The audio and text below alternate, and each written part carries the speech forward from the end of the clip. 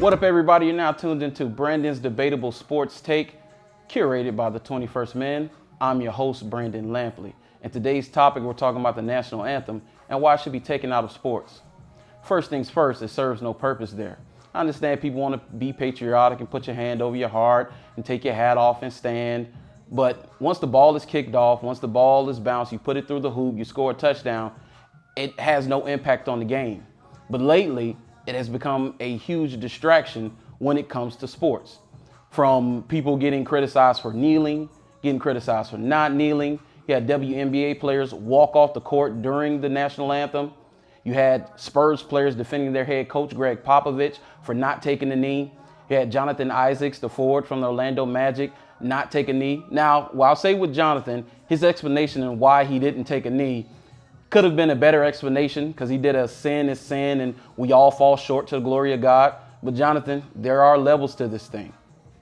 But I will say, he tore his ACL 2 days later, and people were just rejoicing, saying, oh, this way your ancestors, you should have kneeled.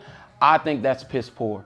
As a fan, you should not cheer for a player to get hurt. It's his livelihood and it's just a game. But also with the national anthem, I understand it has a storied history in sports. Don't get me wrong. One of the greatest performances of the national anthem was Whitney Houston in Super Bowl 25. I still get chills to this day thinking about it. And I was a youngster.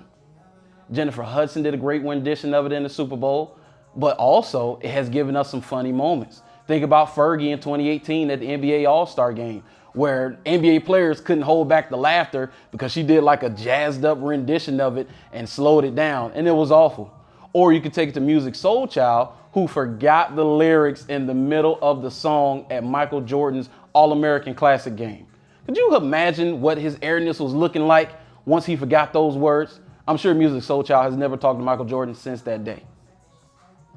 But now, I would love to talk about the history of the national anthem. Now, many know that the national anthem was written by Francis Scott Key. It was during the Battle of Baltimore, where he wrote a poem called The Defense of Fort McHenry. It was where the U.S. was defending Fort McHenry from the British invasion by land and by sea. And the national anthem, the way it's sung today, or Star Spangled Banner, they only use the first 2 verses. It has 4 verses. And in that 3rd verse, it says, and I quote, one of the lyrics is, "No hireling or slave shall escape terror or flight or the gloom of the grave." So basically, your national anthem that's so patriotic is talking about killing slaves. And the reason for that is because the British recruited slaves to fight on their side, and they promised them their freedom. Now, you can decode that for yourself and talk about why it should be in there, why it should not.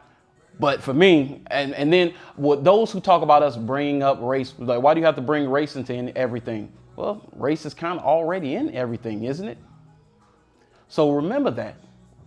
Now, for me, I don't care about the national anthem. I don't care if you kneel. I don't care if you sit. I don't care if you stand. I don't care if you're spinning. I don't care. Because once the ball is kicked off, I'm not hurting anybody. It's not unpatriotic. It's not any of those things. Because your view of the national anthem is not somebody else's view of the national anthem. So please remember, be respectful of those who, whether they want to kneel or not, whether they want to be patriotic or not. It doesn't make me un-American because I don't care about the national anthem. Well, ladies and gentlemen, that is my time. Please remember to follow me on all social media platforms. Facebook, on Instagram, I'm Teddy3PO. Twitter, I'm B_Lampster, LAMPSTER on Twitter. And I also have a YouTube channel called The True Definition of a Sports Fanatic. You can find me there.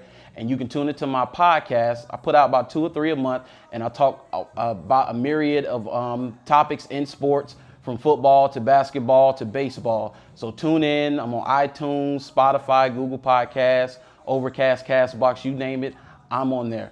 But until next time, I'll talk to you guys later. Peace.